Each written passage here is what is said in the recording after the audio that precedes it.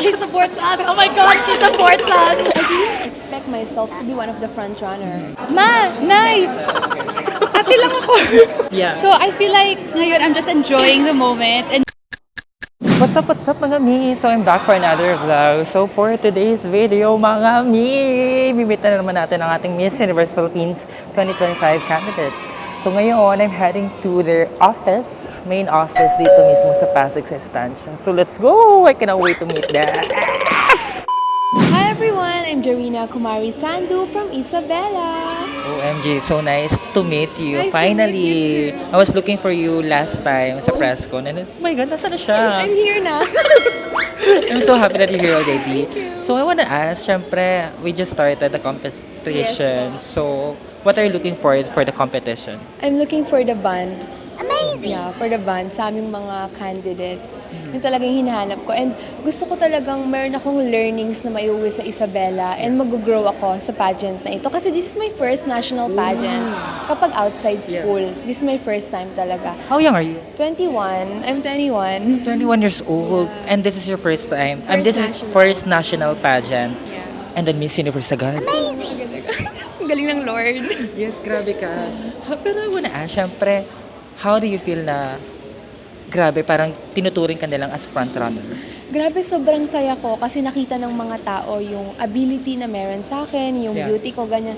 Pero nung una, I didn't expect myself to be one of the front runner. Kasi di ba, alam naman natin, maraming veterans. Yeah. Mas marami talaga yung knowledge na meron sa kanila. Mas marami silang experiences, di ba? But then nung nakita ko na pag online ko, hala, nag-trend na ako. A lot of people were posting Yeah, me. you deserve it. Yeah, there are a lot of people that are posting me na isa daw ako sa front runner, ganyan. And sobrang saya ko. Thank you sa inyong lahat. Gagawin ko yung best ko. Yes, so supportahan ka namin, of course, ang mga taga Isabela. Yeah. Syempre, the fresh queen from Isabela. Thank you. Thank you so much. Thank you so much. Hi guys, this is Natsumi Berdan Sekiguchi from Bacoor City. Oh yes, I'm so happy to see you again. Yes. And then again. And again and And again. again. Always. Yes naman. Kamusta na yung journey mo ngayon? Siyempre, parang kakastapos lang ng press presentation. And now, ang dami nyo ng events, tuloy-tuloy na.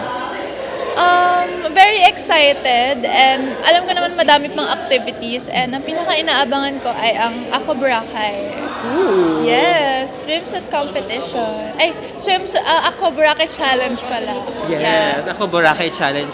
So ito na yung pinakaabangan mo. Malapit na yan. Yes. Hindi natin i-release yung date pero super lapit na. Yeah, super lapit na. And excited talaga ako since hindi pa ako nakapunta ng Boracay. Boracay. First time. It's my first time, yeah. So maganda siyang experience for you aside sa first time mo and then with the girls, with Miss Universe Yeah, Philippines. first time. Kaya super excited ako. And sa mga provinces na pupuntahan namin. Kasi I've been to different countries na pero the Wow. Philippines, hindi pa masyado. Jet setter. Yeah. I like it. I love it. I love that opportunity here. Yes, ilaban mo yan ha. Para Yes. pag taga Bacoor, susuporta Of sa'yo. course. Supportahan nila akong lahat. Yes. Buong Cavite. Yes. Alright, thank you so much. Thank you. Hi, I am Angele Caballero Pasco representing Davao and the Filipino Society of Hawaii. So nice seeing you after the press presentation. Yes. I saw you there, you perform. Pero how does it feel that you're here already competing for the Miss Universe Philippines? It's actually a very surreal experience kasi first time ko kasi mag-pageant at all. So it's very overwhelming, very new things, and it's so new to me to talk to so many girls in one time. Yeah. So yeah, it's very overwhelming but exciting too. But what are you looking for the competition? I don't know, I guess just knowing everyone and seeing their personality and how they represent their country or their place through everything. Like yung national costume Yeah. and evening gown and how they can show that through those things. OMG. So, Yes. I just cannot wait to see you perform again on the prelims, on the Ako Boracay. Yes, I'm so excited for that one bit. I've seen all the videos, I'm so excited. I cannot wait to see your pasarela too. Abangan. I like it. Thank you so much. Thank you, salamat. Hello, my name is Tyra and I'm representing Bohol. So nice seeing you. So nice seeing you too. My God, I was looking for you last time. Yeah, no, I was a little bit sick, so I wasn't able to make it that time. But I'm here now You and I'm weren't there? happy. No, I wasn't there at the Pina, but I was there yesterday's event. I'm so happy to see you here, but you're good now, okay? Yes, I'm okay. That's good. So, Tyra, I want to ask, of course, what are you looking for the competition since we just started already? You know, I'm just really excited to be here. I think it's really a once in a lifetime experience, especially doing it for the first time. So I'm just excited to see how everything goes and who I become afterwards is what I'm really excited for. My team is Origin and also Mama Reg, Aces and Queens. We have a really big team, so I wanted to come on here and say thank you to all of you guys because they really are lifting me up and making sure that I am okay. But I want to ask, most of the pageant fans, they look at you as a front runner. How does it feel that you were considered as a front runner? I'm so surprised. I'm so surprised. I really didn't think that was going to happen, but now that it's happening, a little bit of pressure, but at the same time, it feels so good knowing that people actually really like me for this position, you know? We were surprised actually when I was looking at your sock med and oh my God, she's so stunning. I know, and I'm not very active on social media, but I am really learning. I'm learning how to be active. I keep getting comments that say, you need to be more active on social media. I'm like, I'm trying. Lago. I'm learning. Sir Seven. Yeah, I'm like, I'm gonna post more, I promise. All right, then no pressure, of course. Enjoy your moment here at the Miss Universe Philippines. Thank you so much. Hello everyone, I am Maiko Ibarde, representing the Igorot community from Miss Universe Philippines, Benguet. Oh my gosh, the trending queen. After the press presentation, how does it feel that you are trending for so many days? We've been looking forward to that day, so sobrang saya, of course, excitement, kasi who would have thought na magiging trending yung look ko. So thank you to my stylist and also thank you to my hair and makeup artist for the look, and nadala naman so far. Yeah, sobrang dalang-dala mo talaga. Pero anong feeling na parang kina-compare ka nila kay Miss Universe Dominican Republic 2022? Flattered, of course, kasi I'm also a fan of hers. Pero syempre, ngayon, siguro as I step into the Miss World Philippines, I also want to make my own name, na parang kilala naman ako for me and not for like kamukha ng iba, ganun-ganun. So, we'll work on that, of course. Of course. Siyempre, parang nakaka-pressure ba yun na kina-compare ka or hindi naman? Hindi naman, more on flattered Flattered talaga ka. ako, masaya kasi may nakikita sila sa akin na potential, na may nakikita sila sa akin na parang ang ganda niya. Ganun. Pero syempre, gusto ko na makilala nila ako as Maiko. As me Maiko. talaga, opo. Kayang-kaya yan ni Marco. Kakayanin. Kakayanin yan, of course. Hashtag Benguet the Crown. Then get the crowd! Hi, I am Teresita Sen Winwin Marquez, representing Muntinlupa City. Yes, the one and only Reyna Teresita. Pero ito na, syempre naman, kakatapos na ng press presentation. How Yes. does it feel that you're finally back on the stage? Alam mo, na-miss ko yung stage. I really missed it. Syempre, it wasn't that long, di ba? The walk wasn't Yeah. that long, but I felt it. I felt the stage, I felt yung adrenaline, and I'm so excited that finally, after 8 years, nakabalik ako. Actually, I felt your energy Oh, too. really? Thank you. When the first time you step on the stage, like, oh my gosh, parang gusto niyang gumaling ganun. Pinigilan ko yung sarili ko. Ayoko magbida-bida, syempre. Parang kakastart pa lang, di ba? Start pa lang, pero I'm just so thankful for everybody. Yeah. Especially yung may mga fans na pumunta from different places. And then the girls are so nice. So I'm just really grateful that I get the chance to do this again. Yeah, so happy to see. I am pretty sure yung mga pageant fans, they're very happy to see you perform once again. Yay! Sana abangan nila. Sana abangan nila yung gagawin ko. I'll show them Yeah. the same Winwin who is competitive, but they have to wait kung ano yung mga ipapakita ko pa. Nararamdaman ko parang may pa-twist to. May mga something add up na nagagawin mong perform. Secret? Gusto mo yun? Secret? Siyempre, I totally respect that. But what are you looking for the competition? looking forward sa Yeah. competition, syempre, yung mga rampahan. Syempre, yung mga... Aqua Boracay is one. But mostly the time with the girls. Kasi we had our shoot with Hello Glow. Yeah. I got to know them. Nag-TikTok kami. We really had fun. Even if we're tired, nakikita ko yung girls, yung fire nila na gawin to. Pati ako nahahawa. So, I'm not really in their generation. Generation ko. Parang tanda ko na. Uy! Hindi kasi yung iba, syempre there's 18 years old, yeah. may 19 years old. Let's just say nandun ako sa medyo ibang Nasa batch. mid, Oo, nasa sa mid tayo, mid, mid nasa tayo. mid. So, I love yung energy nila, nahahawa rin ako. So, I feel youthful as well. Well, youth naman ako, Yun naman pero talaga. yung feeling na parang, ang saya, kasi they don't really think of your age.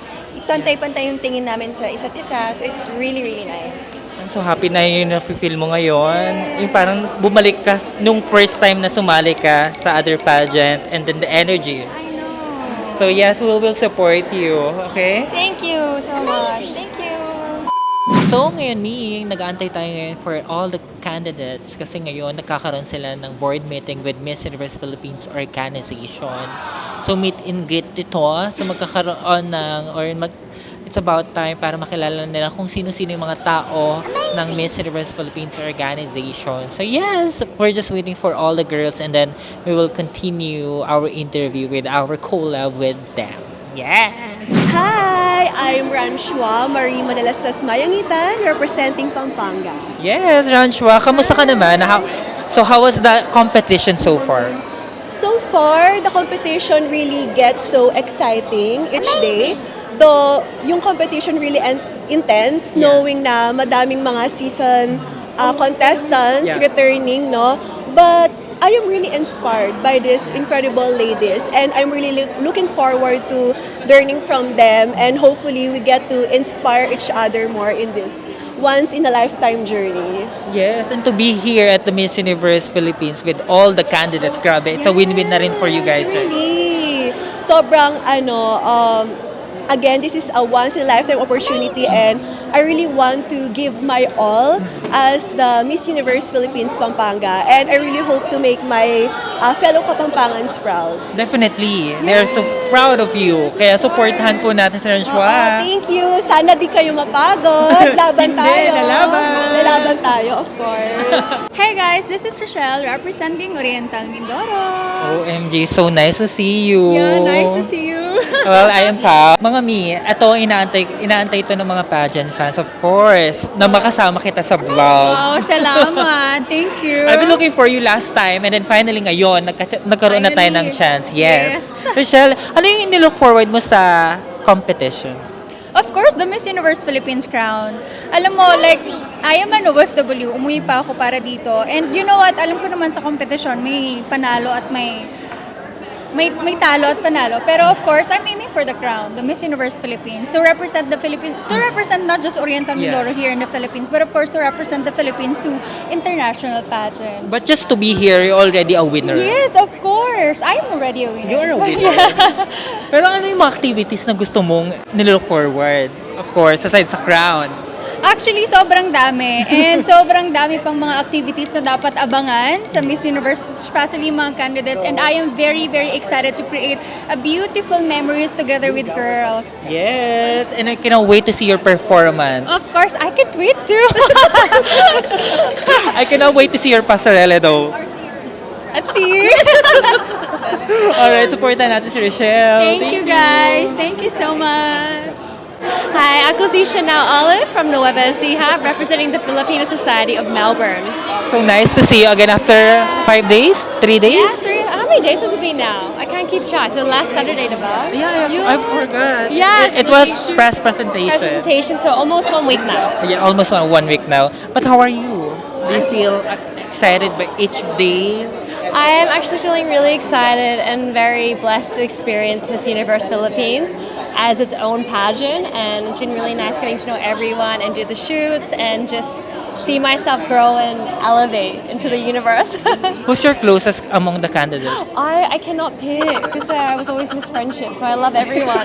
So I know I talk to everyone because We talk to everyone. I really try to get to know older girls because they're all around the Yeah. Philippines, and like it's a really beautiful experience to get to know them as a person. So I don't have a favorite yet. I don't think we'll ever have a favorite. I mean, your closest one.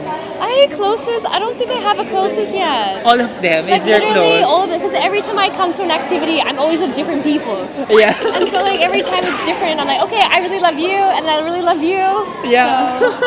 Everyone is your close. Yes, tama. The most friendliest is Chanel. All right, can you support her? Yes, please. Thank you for all your support and love, and please support Sha as well. Hello everyone, this is Juliana Akit Versado from the City of Majestic Waterfalls, Iligan City. Ang ganda mo. Thank you po. Ikaw din, parang nagmana sa'yo. Eme mo ako. Laro talaga eh.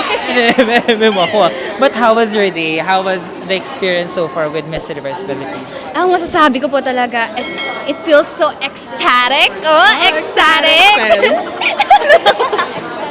It feels so ecstatic to meet all the girls, to meet the board members of the MEPH, and at the same time, I learned so much today, especially the takeaways. They asked us about what is our quote of the day, and I said like, be yourself and just like enjoy the moment and have fun.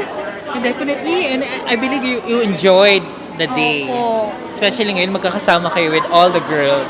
But ano nilook forward mo for the competition since today kasi mga for this following day, more on sponsor shoots, branded shoots sila. So what are you looking forward?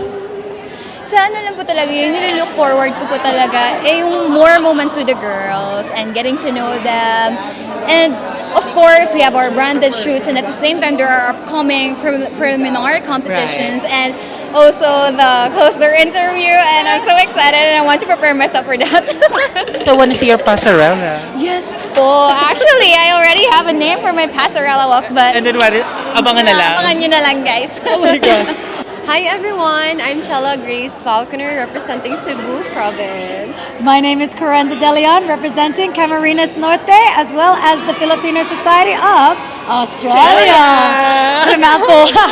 It reminds me of the GMA News on where they said that I'm representing Melbourne. Really? Yeah, I know, Chanel, but isn't it? I'm not representing Melbourne. I'm representing Cebu Province. I mean, you could if you come to Australia. I know. You'll At have least to be cleared. At least cleared. But how was your day so far to be with the girls? Yeah, it was actually really fun. You know, the org told us to just enjoy, just be yourself and not really think of it as a competition. So, unlike my other pageants, right now I'm more myself. I'm more my bubbly and funny self, not really that glamazona. Yeah, glamazona. Yeah, and I feel really happy.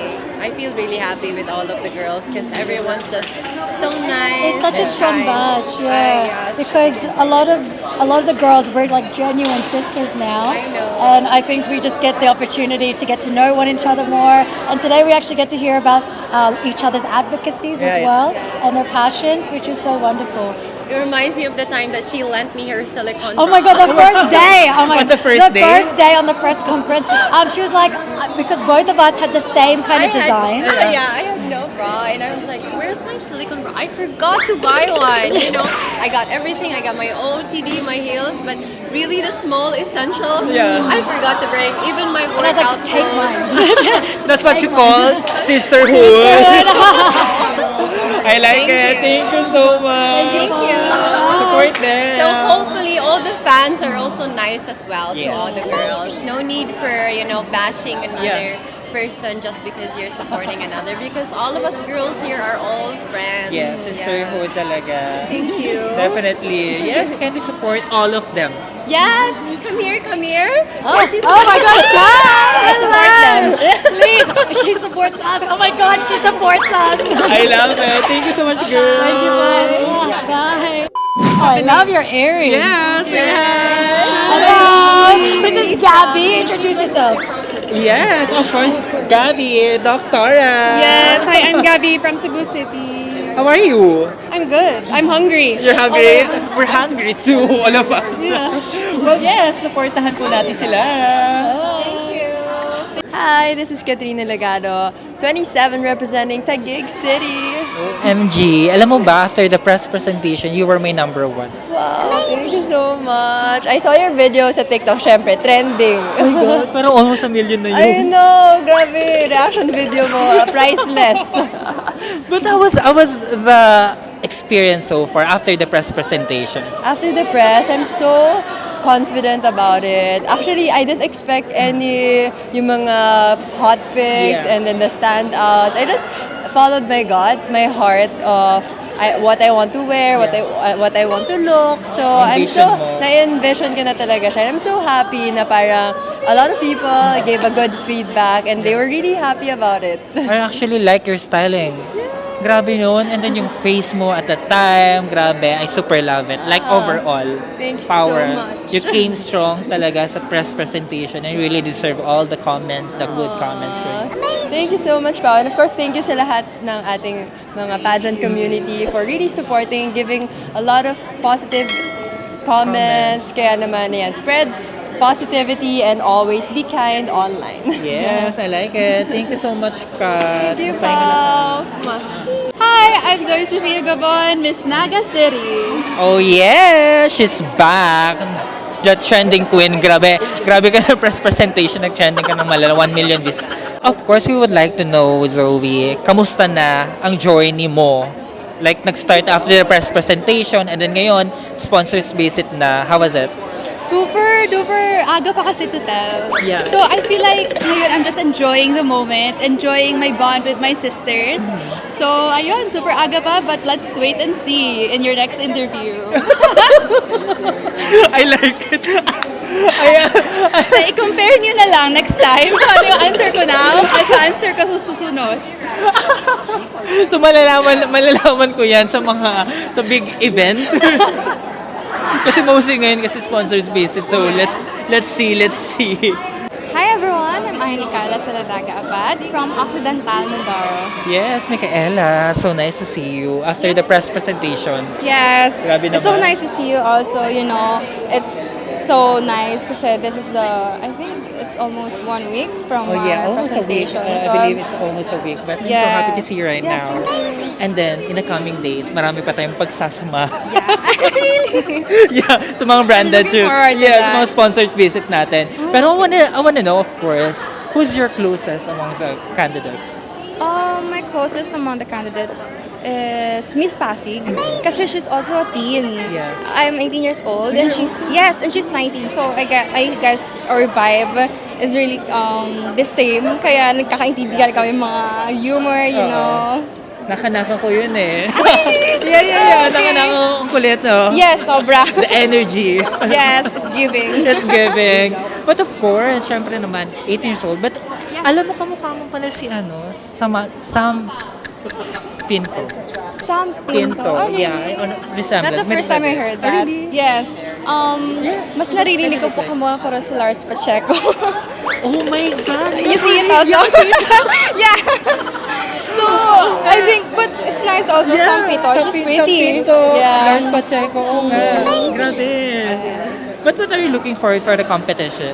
Well, I'm looking forward, of course, to memories with the sisters, with the co-candidates, also to travels. I'm really excited for that. Also sa Ako Boracay, I'm looking forward sa mga pasabog ng mga co-candidates ko. So, ayun, I'm really excited for that. Yeah, I'm looking forward for your performance too. Thank you. So, abangan natin yan. Hello everyone, I am Alessandra Eugenio from Pasig City. Grabe naman, Miss Pasig. Kamusta naman ang experience mo so far after matapos ang press presentation? Sobrang saya, lalo na yung bonding ko with the girls, with my sister, with my ates, Yeah. actually, yeah. But who's your closest ba? Ate Chelsea. Kasi parang magka-same kami ng vibes. Same vibes. Yeah, so pagkakita namin parang, Ganon. Yeah. And even Occidental, parang close niya. lahat naman. Lahat. Miss Congeniality. Parang Ate Chela, ako. I Sunod ako like- kay Ate Chela. I like it. Hello, everyone. Hello to each one of you. This is Chelsea Fernandez, and I am your Miss Universe Philippines 2025 Sultan Kudarat. Grabe, Chelsea. ginulat mo kami. Unang-unang ginulat mo kami sa pasabog ng Sultan Kudarat. May paganin-ganang kamay mo. Ay, nakita mo? Nakita ko yun. And then, I believe you are one of the last candidates who announced for the competition. Grabe. Amazing! Kakaibang pasabog. Grabe ang suporta ng Sultan Kudarat sa'yo, no? True. That's true. Yung sashing and ceremony namin, I think that was on February 12. Tapos, the next day, nagkaroon kami ng meeting sa Divina Law. So, very hectic yung schedule kasi, alam mo, biglaan lahat, and pasabog lahat, surprises talaga. Grabe pasabog nyo.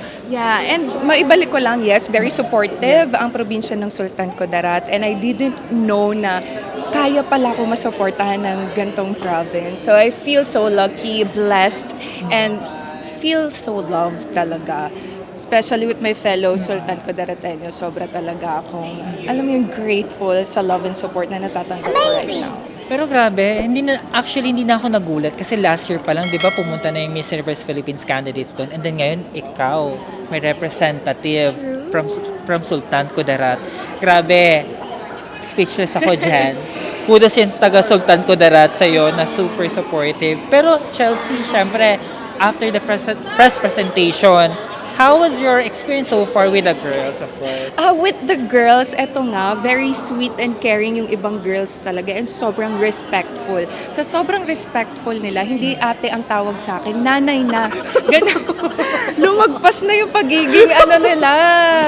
Respectful, di ba? Pero dahil may mga girls kasi yung close ko nasa 18 years old, 19 years old, 20 years old. Like Miss Pasig, di ba? She's one of the youngest candidates here in Miss Universe Philippines this year. Parang 19 or 20. 19. 19 years old lang siya. Sabi niya, Ma, Nay, ate lang ako. Ganon. Sobrang nakakatuwa. Pero I love the girls so much. They're very sweet and kind. Halos, though, to be honest, hindi ko pa lahat talaga nakakausap because in this edition, we aren't 69 candidates. So, hindi ko naman lahat nakakausap pa, nakaka-banding, nakaka-mingle. Tapos, syempre, yung sino lang yung kabatch ko, like letter S, yun lang din yung mga nakakausap ko. Pero hopefully, in the upcoming days, I hope that, I could get to band with the other girls as well. Well, definitely. Ibibigay ng Miss Universe Philippines. Oh, yes.